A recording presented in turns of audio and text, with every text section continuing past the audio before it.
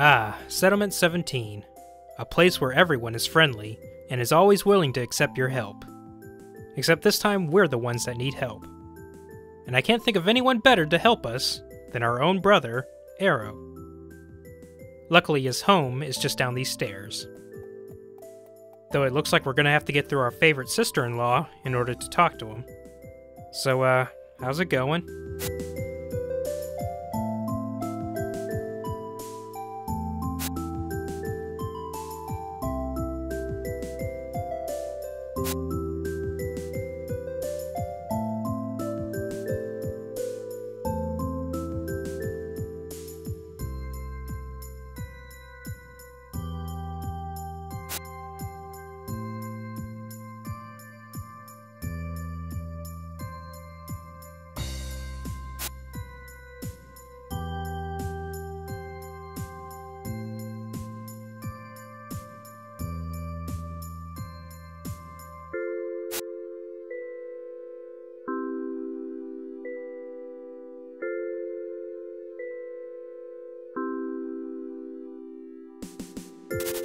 Well, that's a little unfortunate. It's also even more unfortunate about House 8. That really sucks. Well, we don't have anything else to do, so I guess we'll just visit people. Starting with our favorite niece, Ella.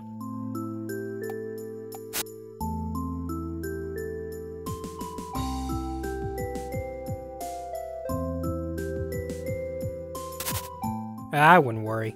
He's probably on his way right now. Also, I haven't had a chance to mention it yet, but every time you see a bed in the world, you can actually sleep in it to gain back health. And it doesn't move time forward or anything like that, it just heals you, and that's it.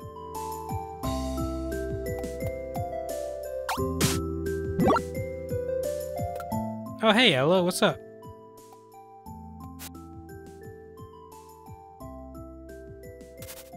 Oh, sorry about that. I was just,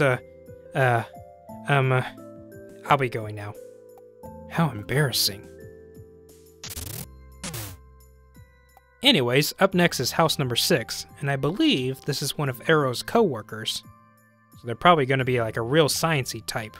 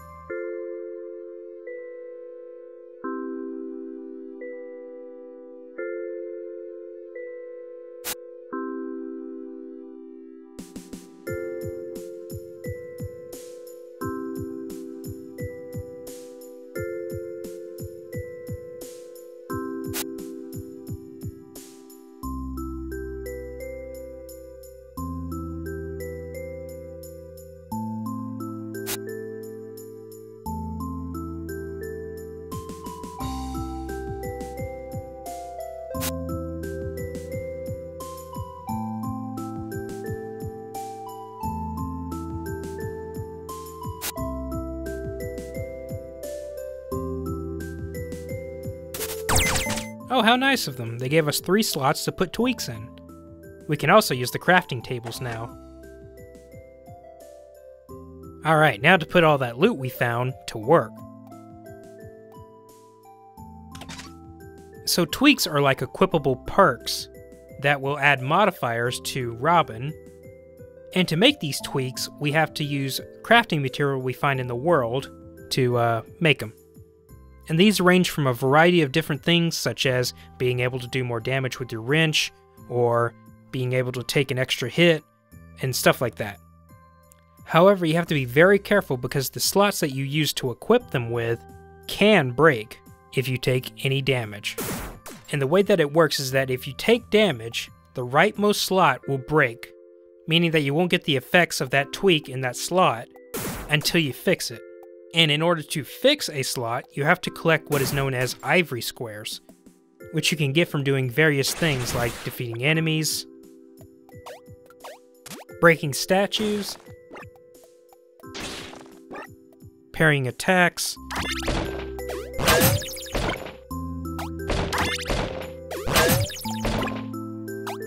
opening chests, and completing objectives. Alright, let's see what we can make.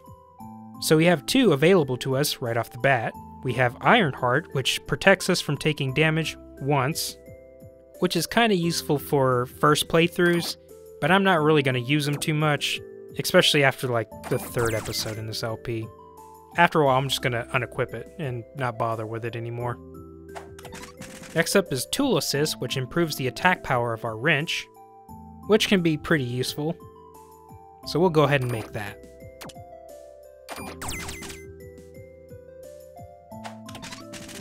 And now we're out of stuff to make. Well, alright, thanks for letting me use your crafting table. Bye.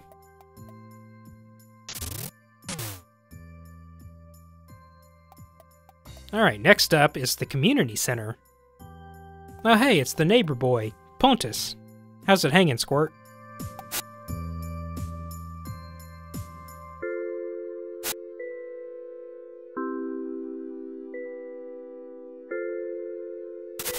Oh man, that's terrible.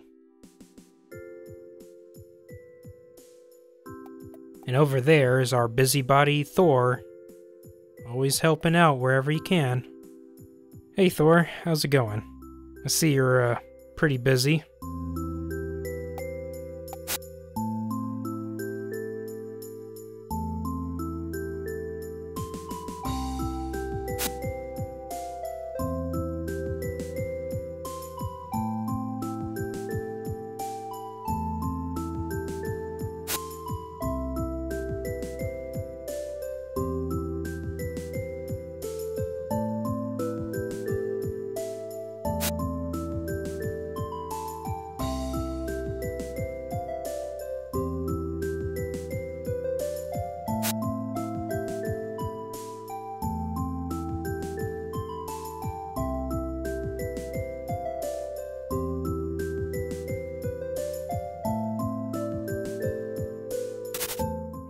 Hope you managed to get there.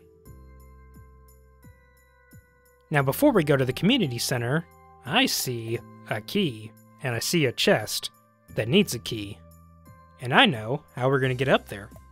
So one thing you might not know when you come through here the first time is that you can actually stand on top of these buildings.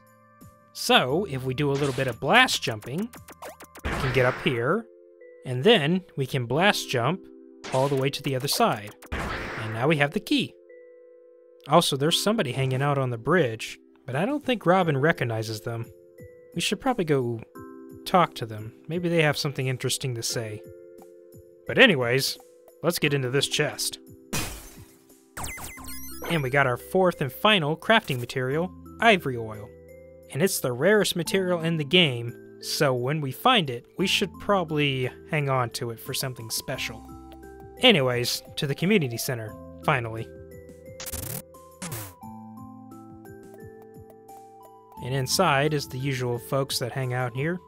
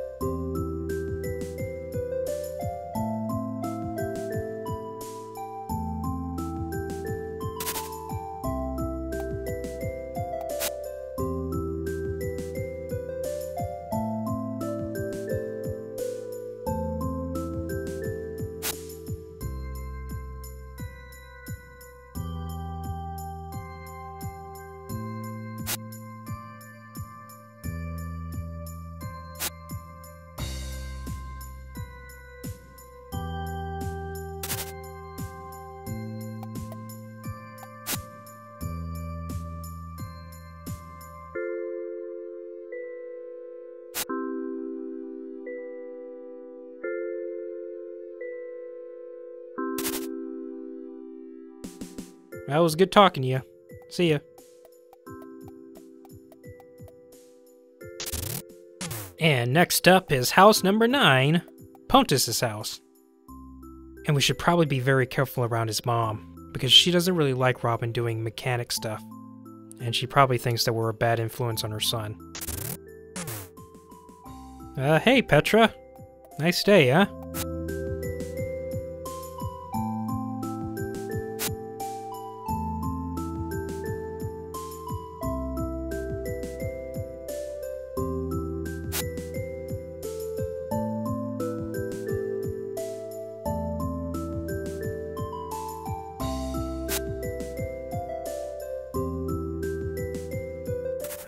Maybe I should go talk to him at least.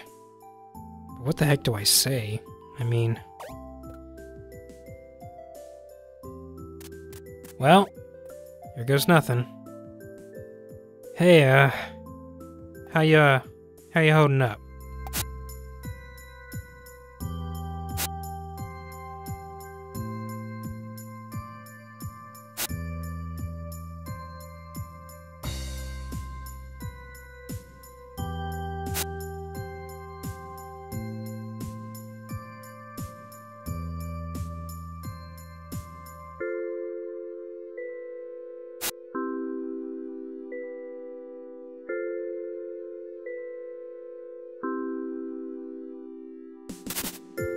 Yeah, that's probably what she would want. I don't know what else I could tell you. Well, sorry for your loss.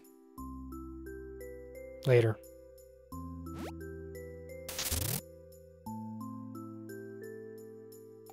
Hey, what you doing over there, you little rascal?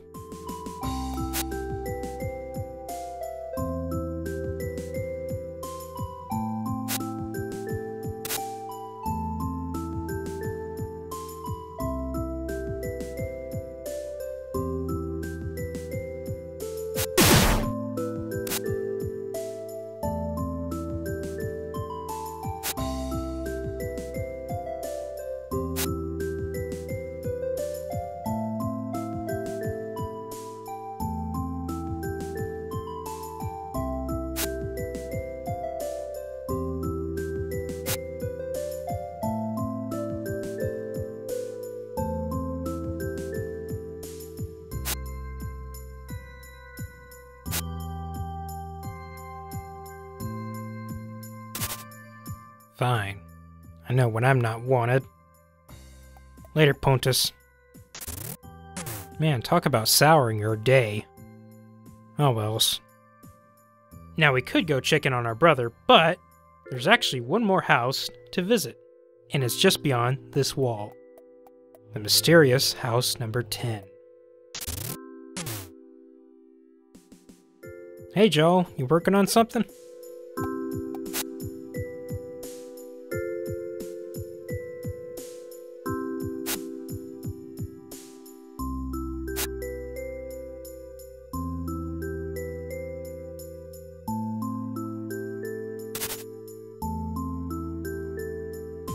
Alright, fine. See you later.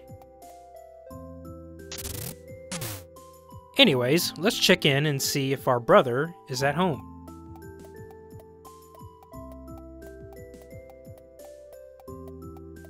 Ah, there he is. How's it going, bro?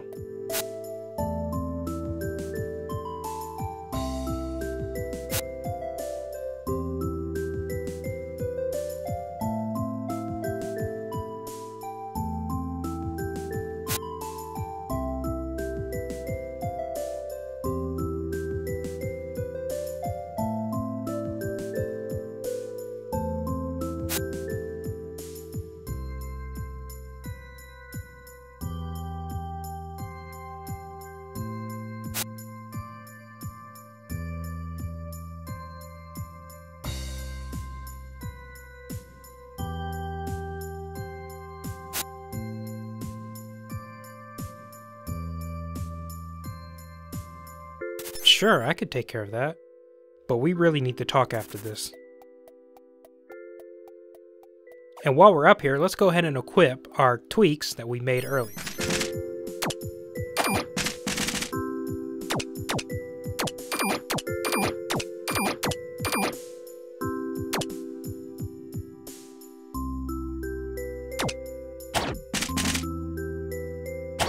Anyways, let's head to the church and turn in that slip, so that way we can get an ivory battery.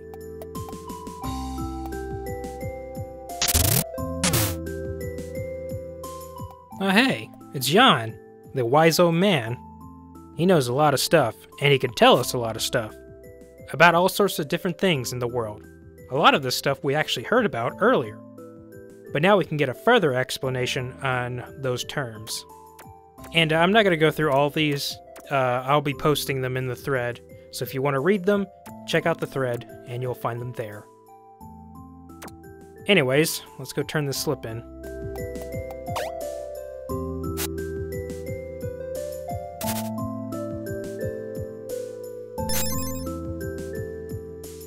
Alright, now let's head on back. But first, let's go ahead and talk to that stranger that's hanging out up here. So, you look like you travel a lot. What's your story?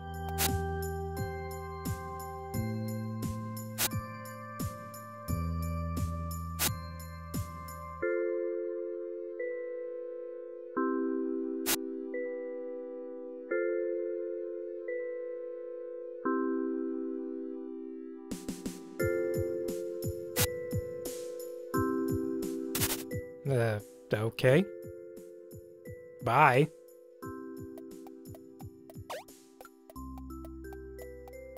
Now time for Robin's signature delivery move. Safe.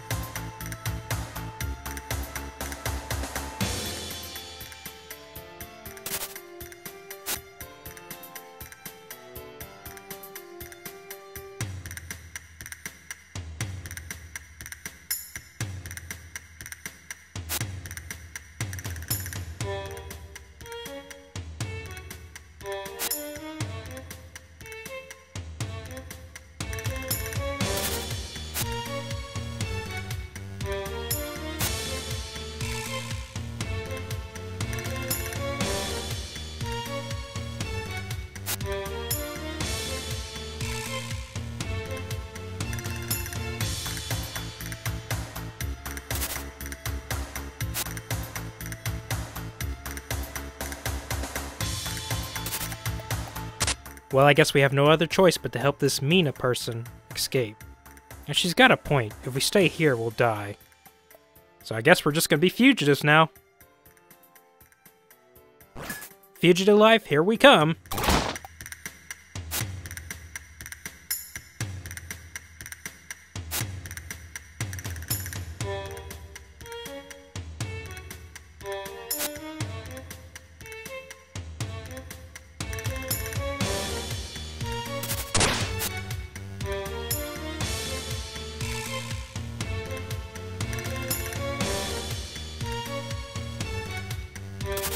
And Mina has joined our party.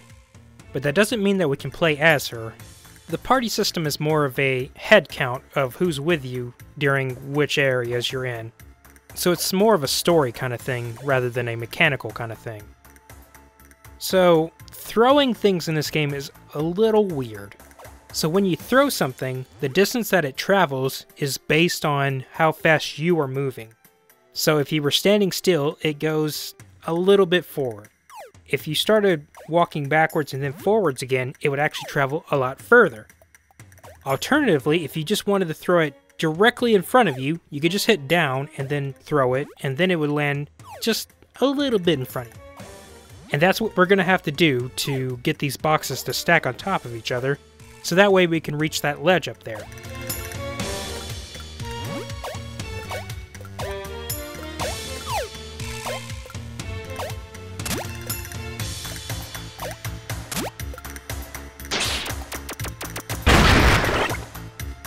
Alright, let's get out of here. Well.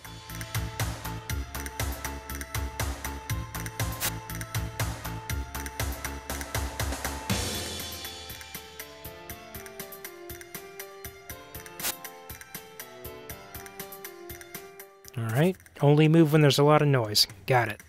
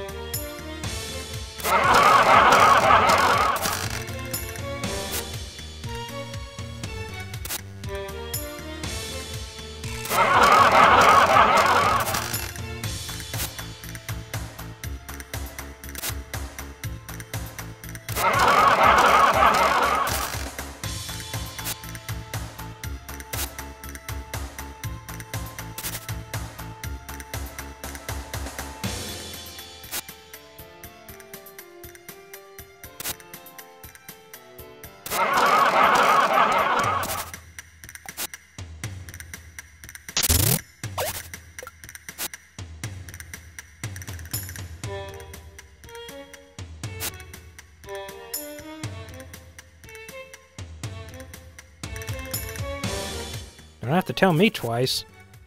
Oh, hey. What are they talking about down there?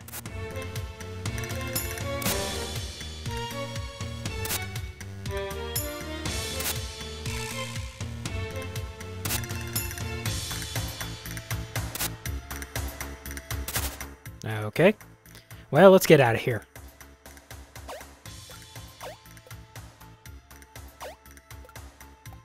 Well, we can't go that way. Guess the only way out of here is this way. And conveniently, there's a save point here.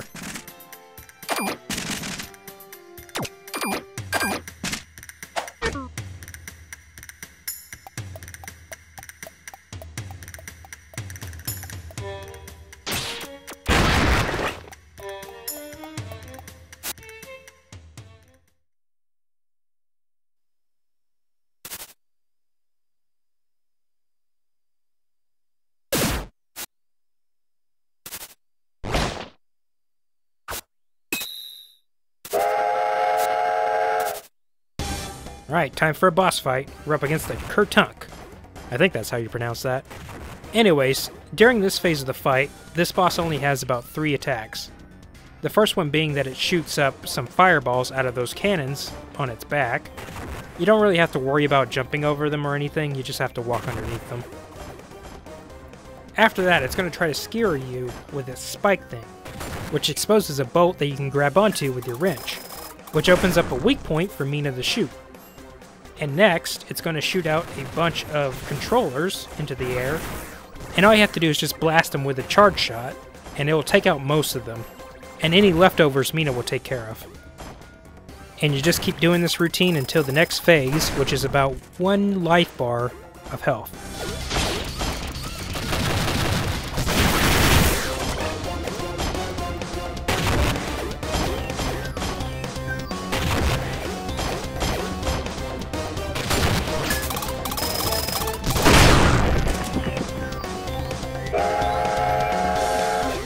Alright, now we're switching into the next phase, which is a lot simpler than the first phase. Because really all it's going to do is try to throw you into those thorns up above you. So you just have to stay crouched the entire time, and you're fine. Also, you do the most damage with your charge shot, so that's what I recommend you use to get through this part. And once it's down to its last health bar, it will go into the last phase, where all it'll do is just shoot out more controllers into the air, and periodically shoot a fireball out of one of the cannons. And if you're wondering where the arc of the fireball is going, if it comes out of the right cannon, it's going to arc over to the left side. And if it's coming out of the left cannon, it's going to arc over to the right side. And really all I recommend you do is just stay real close to one of the cannons and just keep charge shooting it until it dies.